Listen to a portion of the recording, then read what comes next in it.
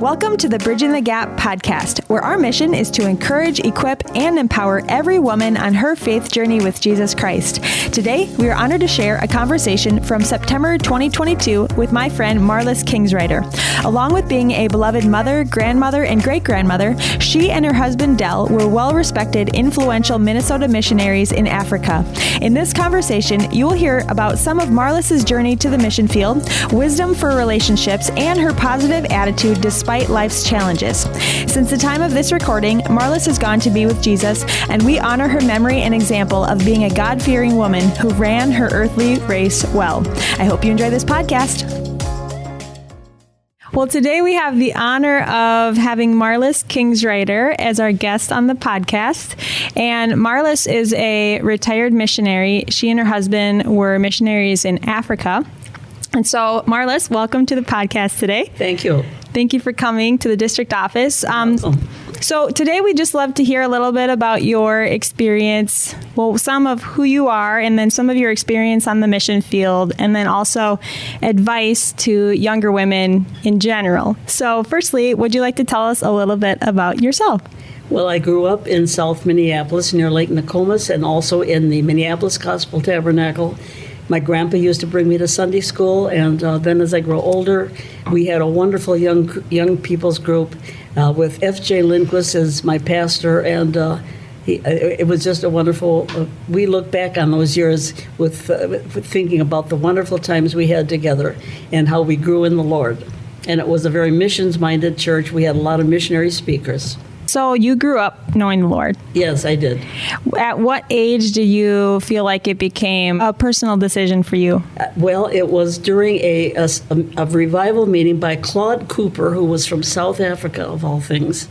And during one of his evening services, I raised my hand and went down to the altar and accepted Christ as my Savior, even though I had been in the church and always loved God. But this was a decision for me to follow Jesus with my whole heart. And you have been doing so ever since? Ever since. And Marlys, can I ask, how old are you right now? I am 93 and 1/2 years old. Wow. I will be 94 in November. That's amazing. So a whole life of serving the Lord. And I'm proud of every year I have survived. Marlys, something that people might not realize is a way that you have served in the church for years is through piano playing. Yes, and I still play the piano. I became the pianist and organist in the Minneapolis Gospel Tabernacle at age 17 until I married and left the church. But I was always played the piano. And in Africa, of course, I had played a piano accordion. But I still play the piano where I live in assisted living. I play for chapel, I play for sing-alongs, I play hymns, I play secular, and it's all by ear because I can no longer read notes because of macular degeneration. That's a huge blessing that you offer to people through sharing your music. Well, I love music, and yes, I try to do that. When did you start playing piano? My parents bought me my first piano when I was 11 years old, and that's when I started taking lessons at McPhail School of Music. And I took lessons from age 11 till 16. And age 16, I started working part-time at Dayton's on Monday nights and Saturdays. And so there really wasn't time to keep up with my practice and piano lessons. But I have played ever since then. Transitioning a little bit to meeting Dell, how did you meet? Well, I knew who he was because his brother Arvid was the state CA president. And one night at Lake Geneva Bible Camp, I played for the service, and I stayed late and played during the altar call or altar service. And when I left the old tabernacle, Dell Kingsriter was waiting for me at the door and asked if I'd like to go into town for something to eat. Well, sure. I mean, he was good looking, and I wanted to go with him, and so that was our first date. That's pretty awesome. Yes, and it led to an awesome life, too. So he saw you playing the piano, you went out to eat, and then was the rest history? Yes, it was history because now he was pastoring a home missions church in Eveleth, and I was down at this big church with a big young people's group, and he was afraid I might date some of the guys in our group, and so he wrote me a letter maybe after we had had 2 or 3 dates and said, either we go together steady or we're not going at all. I mean, he didn't really say it that way, but that's the way I put it. That's the way I remember it, okay? And I knew he was the best thing that had come along so far, so I said, okay, we'll go steady.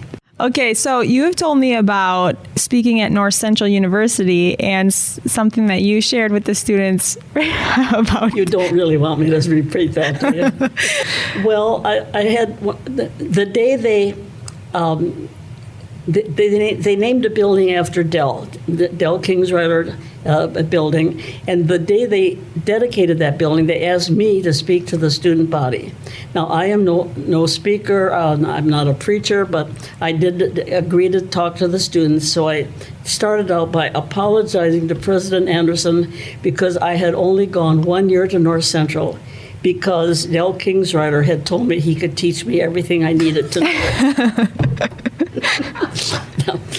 Okay, and I believed. No, wait a minute. Now, when I said that, the student body burst out in laughter, and when the laughter had died down, I said, "And I believed him," and so they laughed again. Now, I had 2 rows of lettered professors in front of me, and I had just dug myself into a hole. I had to get out of the hole, so I said, "Now, girls, that happened 50 years ago. Today, you need your education. Don't listen to these guys." That was how I started my speech. I love it. So you went on to marry Dell, and then you ended up becoming missionaries. And where did you go as missionaries? Our first term was in the southern highlands of Tanzania. And then they transferred us to Blantyre, Malawi, where we spent 2 terms, one 4 years and another 5 years. So our son would get through the British school system, Form 4. And then Dell was asked to be the director of all of East Africa. So we moved to Nairobi, Kenya, and spent the last about 13 years in Kenya. What's a fun memory that you have from those places related to the culture or the food or the people? I'm not sure I would say it as fun, but I do remember going to the home of the leader of the Boy Scouts in Kenya. And we went in the evening for a supper meal. And of course, they didn't have electric lights. They just had kerosene or gas lights, however they were run. And it was very dark, but they served such good food. They had the greens that they fixed. I don't know how they fixed them, but they were so good. And just the fellowship was great. And we had this guy bring his Boy Scout troop to our home in Tukuyu for a cookout one night. And I've often wondered whatever happened to, first of all, the Boy Scout leader and to those boys. I wish I knew what had happened to them. What was your focus when you were doing missions? Well, of course, the first term of children were young, and my focus probably was more on my family. As we moved to Malawi, Dell was always in leadership, like chairman of the field, or then eventually all over East Africa. And so I felt that the women sort of looked to me for leadership. And when our staff grew in Nairobi, especially because of the East Africa School of Theology, I felt that God wanted me to have a Bible study for our missionary wives. I felt that was not my cup of tea, and I told God that it wasn't, but he said, "You do it anyway." And so I did. And because, women can be gossips, and they can be a little sly and cause trouble. And if you can get the women together, you can avoid a lot of problems. And so just getting the women together, not even the AG women's, but other missionary organizations were welcome to join us as well. And we had good fellowship to begin with at the home of whoever hosted us. And then we would have our Bible study and prayer. And we became a family. And visitors who would visit Kenya would say that they felt a family spirit, which is what we were after with our missionary council. That's beautiful. Is there some advice you would give to people who do gather with other women? Like, how did you help to facilitate a family feel? I can't think of any particular advice. It was just the fellowship, praying together. I would like to tell you about one particular example of one time. One of our ladies came and she started talking about her husband. Now, one of our rules was we're not going to talk about our husbands or our children. If we can ask prayer for them, but not talk about the problems we're having. But she started talking about her husband and the problems she was having. And I'm sitting there asking the Lord to help me to stop this. I didn't know what to do, and nothing happened. And we let her go on until she was finished. And then we all gathered around her and prayed for her. And all that next week, I was thinking, Lord, what could I have done? And the only thing that came to me was, be Jesus' ear. And sometimes we just need to listen to people. They need to vent, and it doesn't matter what they say. We keep it under confidence. And one thing that I remember is that whatever she said that day and whatever we heard that day, it never went beyond that room. And that's what was one of my goals, that what was said there stayed there. So people feel safe. So they feel safe. They can vent if they need to vent. And then we prayed, and it stays right there with God. And then for her to have had that support of people being able to pray for her, I'm sure meant a lot to her. Yes, and it helped. So be Jesus's listening ear. Be Jesus' ear. We talk a lot about Jesus' hands and Jesus' feet, but I had never really considered Jesus' ears before. That is really good. So you had said earlier on your focus was more on your family. So were your children born in Africa? No, our children were all born in the States. And when we left for Africa in August of 1955, our son was 6, our daughter was 4, and Brian was just 1 year old. Wow, that's so brave to move a young family overseas. I guess it was brave looking back on it. And we sailed from New York to London, to England, I should say. And Brian had just learned to walk, and so I bought a harness for him. So I wasn't going to have him falling off the edge of the ship into the ocean. And I'm sure he couldn't have anyway, but I felt better having him on a harness. Wow, you sailed. So today when we send missionaries, all that I know of is families flying. Well, we flew from London. Okay. And stopped. But then there was no jets. There were prop jobs in those days. So we flew from one, like from Paris to Geneva to Rome, and then down to Nairobi. Do you remember how long it was from leaving the States to getting to your home? I do not remember. I know the voyage from New York to England was probably 5 days on the Queen Elizabeth. Okay. But I don't remember how long it took us the rest of the way. And what was the feeling like when you got there? Well, we had corresponded with Wes and June Hurst, who were the first missionaries in Tanzania, AG missionaries, I should say. And we had corresponded with them for some months. And so I felt in some way I knew what I was getting into. In another way, it was completely different. It was a completely different lifestyle. And we lived with Wes and June Hurst and their 2 children for about 9 months before we found a house to rent to move into, and we remained friends. That's amazing. It is amazing. But we had fun. It makes a difference when you are friends with your team that you get to work with. Absolutely. You had said before that moving to another culture, something that you tried to keep was your own culture. Yes. Too. And where did you learn that, or? It was just something I felt I wanted to keep our home American for our sakes as well as for our children's sakes. And it wasn't that we invited nationals into our home. They ate at our table. We went to their homes and ate in their home.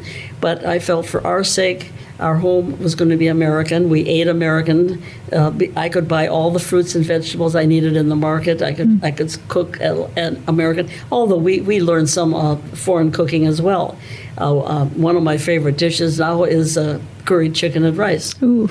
And I used to make it, and it was good, and I don't cook anymore, and I miss it. And once in a while, Brian has it on Sunday afternoons for dinner, and I'm often at his home on Sunday noons for dinner. Well, it sounds good. I think everyone listening will probably want to show up at his door to try that. And the secret to that curried rice and chicken is getting the right curry powder. Ooh. And you have to get it, I think you can probably buy it in the foreign grocery stores today, or maybe even over the internet. Okay. You can get anything over the internet. That's true. Yeah. But it's Simba and Mbili is what you have, which it interpreted into English is two lions. Simba and Mbili. Simba and Mbili. Curry powder. Our annual summer gathering, The Garden Coffee, is coming up soon. Join us on Saturday, July 8th at 10:30 a.m. at Lake Geneva Christian Center in Alexandria, Minnesota for this free missional event for women and girls of all ages. Along with enjoying refreshments under the large outdoor tent, you'll be able to worship with Keaton Getz, hear from Olivia and Ava Puccini, missionaries to Eurasia Northwest, as well as have the opportunity to invest into missions. Invite the women in your family or church community to join us. There is no RSVP required. Visit mnbtg.org/thousand sisters. That's mnbtg.org/1000 sisters for more information. We can't wait to see you there. Oh, and if you're wondering, yes, Keaton Getz is the son of BTG director Angie Getz. See you soon. How was communication when you went on the mission field? So today I can use my phone and text someone overseas right now. What was it like for you when you left? Probably not having or knowing that you wouldn't be able to talk with people as often. If we tried calling home, it would have to go through England, and I think it had to go through some underground pipeline under the ocean. I don't know what it was, but it was very poor. And letters probably took at least a week. That would be on the air forms. And if I wanted, I always subscribed to the Good Housekeeping magazine, and it took probably 2 or 3 months for that to get to me by boat mail. Okay.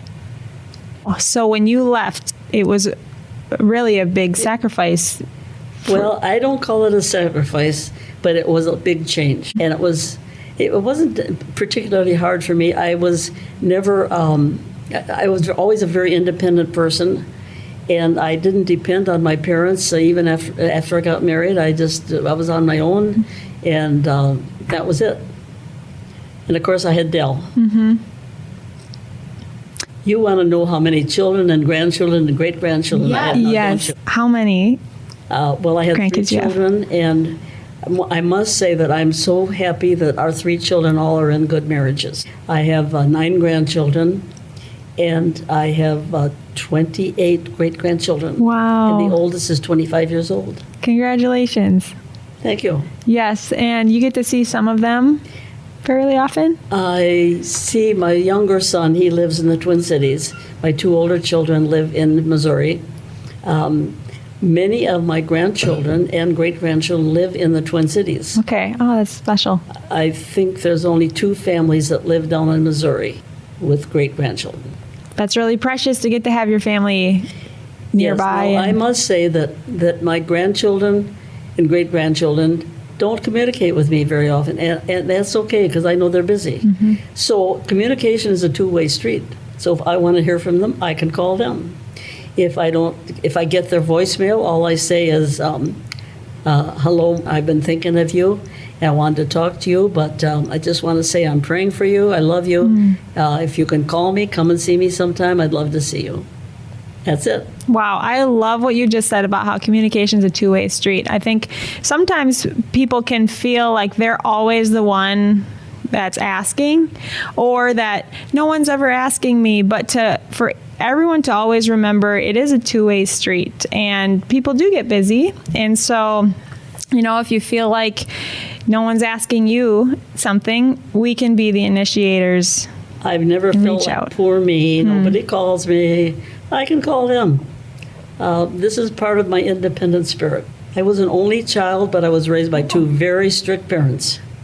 And never any excuse for feeling like I'm bored. Oh, if I was bored, my mother put me right to work doing housework. So you weren't allowed to grow up with the victim mindset of poor me and... Absolutely not. Furthermore, I lived next door to a family of 9 kids. And the father had died when the youngest was a couple years old. The mother was living on welfare. Those children were 9 kids were in a 1-bedroom house with 1 bathroom. And I think they slept up in the attic, which was not insulated, hot in the summer, cold in the winter. I never heard one complaint from that family. And the last one of them died just recently, and I attended her funeral yesterday. And she was one of my very best friends. Wow, I'm sorry about that. And the families stayed together. They were all good friends. They were wonderful people. Sounds like an inspiring family, how they grew up and, like you said, never complained. I was up there half the time. I became their 10th child. Whether they liked it or not, there I am. Friends like family are super special. That's so cool that you got to grow up having them. Yep. So Marlys, just the last couple questions. Do you have any advice for younger women? Women that are maybe considering missions. So starting with that, and then I'll ask you something else. That's hard to answer because people are so different. Now, I have what I consider a very positive personality, and some people may not be as positive as I, and it would be a lot harder for them to leave their home, their families. But first of all, you have to put Jesus first. And when I left a 17-year-old daughter here in the States for college, and I went back to Africa, the look on her face as we said goodbye still haunts me. But she became a very wonderful person. She's a nurse. She was a pastor's wife. But those things are hard, and the only advice I can give you is Jesus first. That's really good. So just in general, with women in making decisions for life paths and who to marry, or, all sorts of decisions that lay ahead of people, what is some of your advice on making decisions? Well, it almost seems like my decisions were made for me. And I think often of the words of Jacob as he was about to die, and he talked about the God who has shepherded me all of my life. And, I'm going to get tears in my eyes here, but I look back on my life and I see how God has shepherded me. If you are willing to follow him and say yes to what he asks you to do, excuse me, it's not hard it's not hard to follow Jesus. That's putting it very simply, but I don't know how else to put it. God has shepherded me all of my life, and he will do the same for you if you just let him. Yeah. Thank you. You're welcome. Thanks for sharing all this today about you and your life and the work that God led you to do. And I wish we could know, the impact of how many people you have blessed throughout your whole life, and maybe in heaven. It'll have to wait till heaven because we didn't keep numbers. But I just want to say one more thing. My basic philosophy of life is, if you can accept what God sends into your life, you can be a happy and contented person. Can you expound on that just a tiny bit? Well, if you want to know the things that have happened to me in my life that I've had to accept, the hardest thing for me to accept, of course, was the death of my husband, whom I loved very dearly, and we had a wonderful marriage. And then I've had 3 major abdominal surgeries. They've left me with things that I have to live with. But and if I was kick against the pricks, I could be very unhappy. But I live with what I have. I'm happy with what I do have. I live with macular degeneration, which is very difficult to live with. If I think about it a lot, because I used to like to read and sew and crochet and do crossword puzzles, I can't do those things anymore. So I read books. I listen to books on tape. I play my piano by ear. I can't read music anymore, but I can play by ear. I can play hymns. I can play secular. I can play anything you ask me to play. If I know the song, I can play it. That is so inspiring to see how you live. Your mindset to choose to be happy and choose to be thankful, even though the things like you just mentioned are things that you wouldn't wish for. No, you wouldn't choose them. Myself, no. And so you just have decided, I'm going to see what I do have. I have decided to follow Jesus. The world behind me, the cross before me. I love that. Well, thank you, Marlys. Thanks for being you. And everyone who knows you, I'm sure would also say that you have a great sense of humor. Yes, and I love to give you riddles, and I love to tell jokes. But we won't do that on the podcast. Okay. Well, thank you so much for coming today. Thanks for sharing more about your story and for inspiring us all to live a life after Jesus, that He's the focus. Thank you for having me.